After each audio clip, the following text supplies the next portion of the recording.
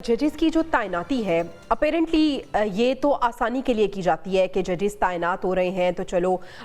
وقت کی کمی میں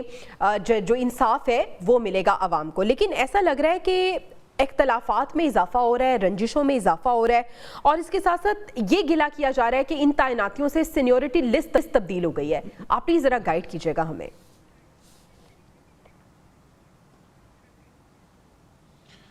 بسم اللہ الرحمن الرحیم۔ ایک تو یہ ہے کہ آج جو اپوائنٹمنٹس پاکستان کی سپریم کورٹ کے اندر ہوئی ہیں،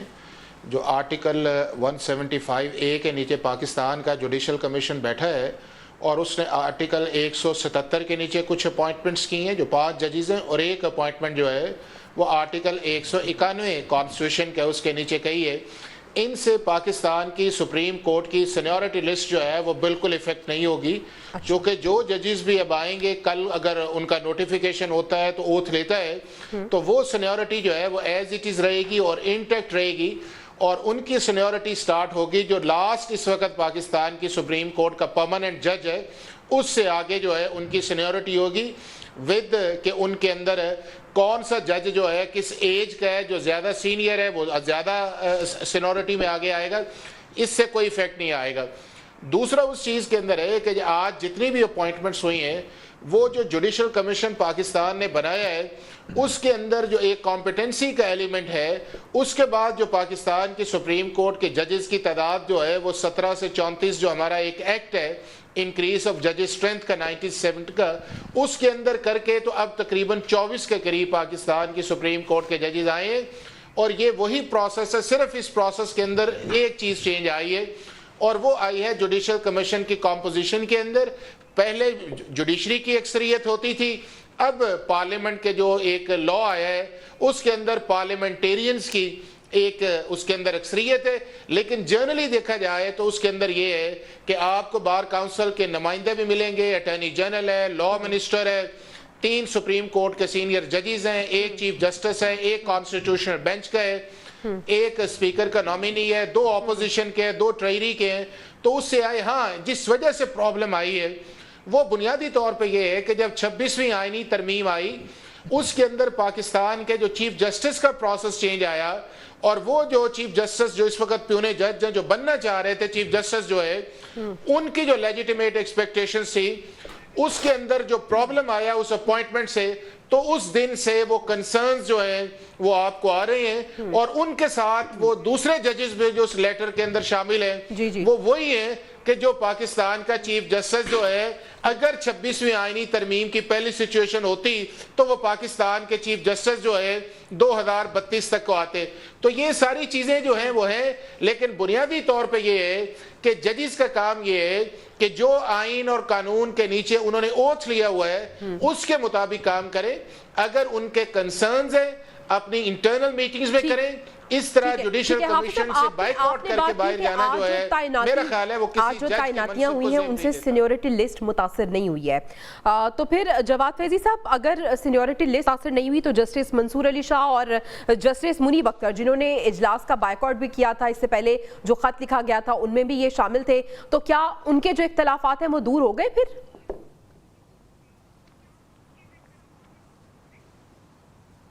دیکھیے بعض معاملات ایسے ہیں جس پہ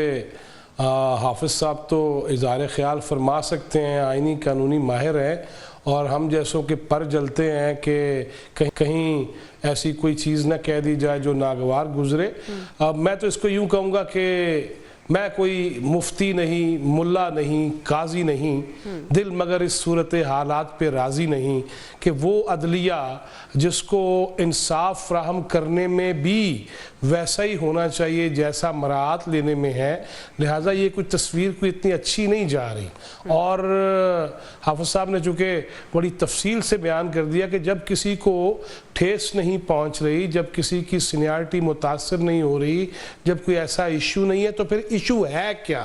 ایشو یہ ہے جو وکلا، میں معزز ججز عزت مآب جو ہیں ان کے بارے میں تو میں نہیں کچھ کہہ سکتا، لیکن مجھے آج کے اسلام آباد میں، آپ نے ابھی اپنے انٹرو میں کہا کہ اسلام آباد کے راستے محدود ہو گئے، مسدود ہو گئے. اب دیکھیے نا، وہ کون سی تصویر چاہیے ایک گروہ کو؟ ابھی بار ایسوسیشنز کی، بار کاؤنسلز کی بات ہو گئی، تو اس کے بعد وہ کون ہے مٹھی بھر جو یہ تصویریں بین الاقوامی سطح پہ پھیلانا چاہتے ہیں، یہ دکھانا چاہتے ہیں، اور لابنگ فرمز ان سے شاید ایسی ہی چیزیں مانگتی ہیں کہ ہمیں ایسی کوئی چیز دو جس پہ کبھی انسانی حقوق کی بات آ جائے، کبھی شخصی آزادیوں کی بات آ جائے، کبھی وکلا کی بات آ جائے. اور خاص طور پہ ان دنوں اگر ایسا احتجاج کیا گیا ہے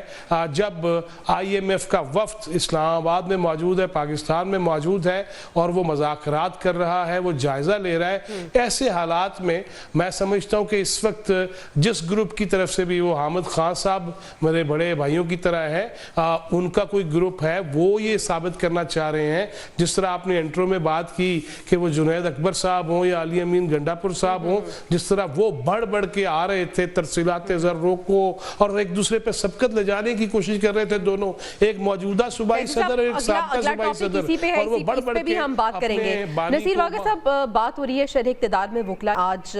جو احتجاج کیا ہے. انٹرسٹنگ چیز یہ تھی کہ سپریم کورٹ بار ایسوسیشن اور پاکستان کے تمام بار کاؤنسلز نے اس احتجاج کو مسترد کیا، لیکن وکلا احتجاج کر رہے تھے جوڈیشل کمیشن کے اجلاس کے خلاف، 26ویں آئینی ترمیم کے خلاف. دیکھیے، پہلی بات تو یہ ہے کہ یہ لوگ مٹھی بھر نہیں تھے. پتہ ہے کہ ڈی چوک کس طرح بند کیا گیا، کتنا بڑا ہنگامہ ہوا. بات یہ کہ یہی وکلا جو ہیں، یہ بار کونسلز کے بھی ممبر ہیں،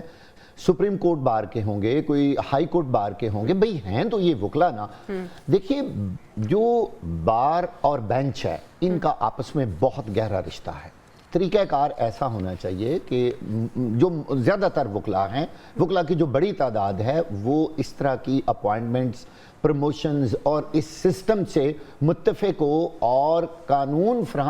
انصاف فراہم کرنے کا جو نظام ہے وہ بڑا سموتھ چلے. دیکھیے، جوڈیشری کا بنیادی کام تو یہ ہے عام عوام کو انصاف دینا. مجھے انتہائی افسوس اور دکھ سے یہ کرنا پڑ رہا ہے کہ جب سے 26ویں آئینی ترمیم کا معاملہ آیا ہے، ایک چیف جسٹس کو چیف جسٹس بننے سے روکنا اور وہ سینیورٹی اوپر نیچے کرنا، اور یہ سارے معاملات نے